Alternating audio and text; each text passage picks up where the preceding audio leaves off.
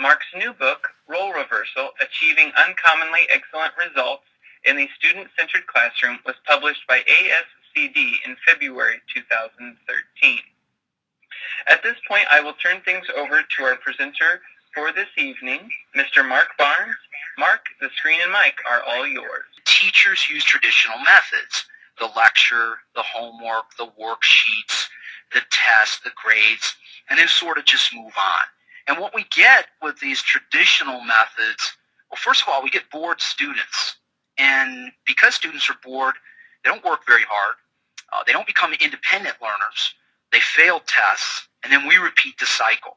And this is sort of where education has been for a long time, and where I think, sadly, we're still stuck. And this is something you have to coach. It takes time if you're making a transition from a real traditional setting, desks in rows and kids in seats and silence and all. It takes time to get kids to understand how to do this, but it's a really powerful thing once they do.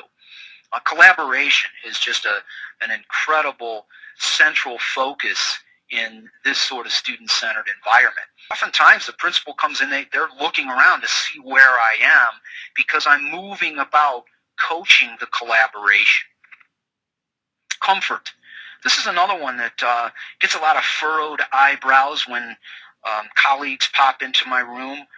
You see here one young lady is searching for books. So we do a great deal of reading. I'm an English language arts teacher. A couple of girls in a corner sitting on a beanbag. And in a wider shot, you would see numerous beanbags. I have 6, 7, 8 beanbag chairs, and they're strewn about the room, and with kids sitting on them and other kids maybe laying on the floor. There's just a real sense of be comfortable as long as we're learning. That's the idea, is that we always want to have a sense of that independent learning and moving forward, but comfort is important. I mentioned Alfie Kohn earlier, and if you've never read anything by Alfie Kohn, I would strongly encourage you to take a look at his work. I didn't say too much about homework other than I think we should get rid of it. And Alfie Kohn's The Homework Myth was one of those powerful resources for me in that summer where I sort of rebuilt myself. You can go to alfiekohn.org, and he's got tons of papers on many subjects, kind of hitting at what's wrong in education. And he talks a lot about grades too, and about how the problem is that it really hurts the quality of students' thinking. And go back to Pink, and you think about that carrots and sticks thing. The idea is, if I do well, I get the carrot, which is the good grade. If I don't do exactly what the teacher wants me to do on a particular assignment, I get the stick, and that's the low grade or the bad scores. I think it's time that we change this. And what I'm hoping that we can get to is this. Okay, now, I know narrative feedback is not a new phrase. This isn't anything revolutionary from me. But I want to take a look at how to do this, because you might say, well, I present comments no matter what you teach. When my students do some work, I put the score, the grade on, but I add a comment or two. And Dylan William, who has researched feedback, his specific area of expertise for decades, he says that adding comments to grades is a waste of time. What he suggests is that it doesn't matter what you write, the students will gravitate to the grade. And this is true, they do.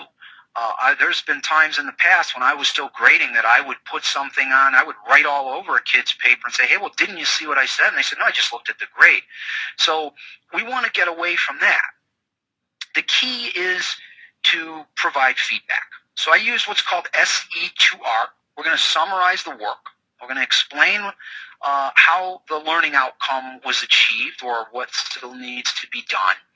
In many cases, we're going to redirect, and this is key. I want to send my students back to a lesson, to a video, to a sample, sometimes to me, hey, come see me so I can help you. And ultimately, and this is a critical piece, is I want to get resubmission. I want the work back. And this is a part of education that I feel like we leave out. And I think it's because we're wrapped up in grades, and we're wrapped up in that cycle that I showed earlier in the webinar, that idea of, just moving forward. Getting kids to do their work and to demonstrate mastery is something that I think feedback really leads to. I just recorded this while I was in a student's document, and what I've got is I've actually gone in as a collaborator and highlighted some things in the document, and one of them I actually link. We'll see that in a minute, and I explain to the student that there's some errors, and these are the kinds of things we've worked on, and I say in my feedback, look at this link because it'll help you. Click the link on rumors, and once that happens, the student is taken to a presentation that I shared in class using SlideRocket.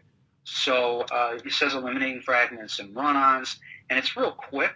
It's just, again, you think of that quick 5-minute or less lesson that launches a day in class and keeps it very student-centered and gets the kids back to, being the ones creating. But this kid can look at this while he's in his document and then go in and fix it immediately because the presentation opens in another window. So, and he can share with me, or he can just see me in class about it. But that's a really great way to provide feedback as well, is using Google Docs.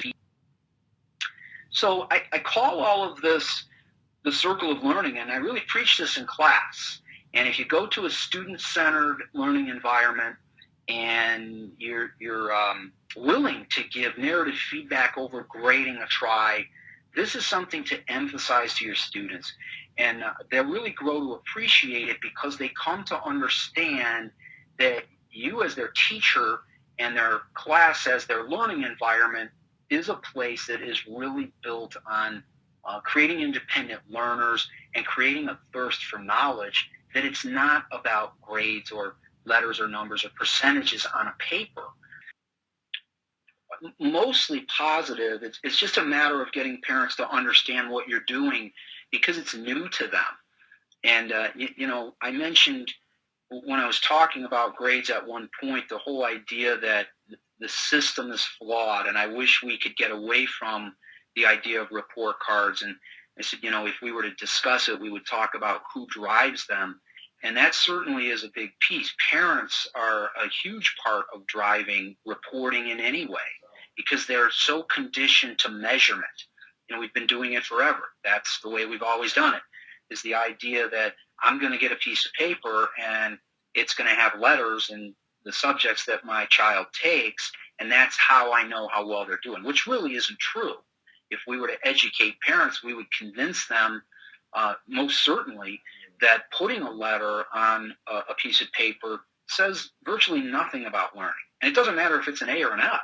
And I told them, look, here's what you're going to get. You're going to get a wealth of feedback, narrative. You're going to know what your child did, how well she did it, if she went back and made changes. And in the long run, there will be a grade on a report card, but it's just one that she's got a stake in. And shouldn't she?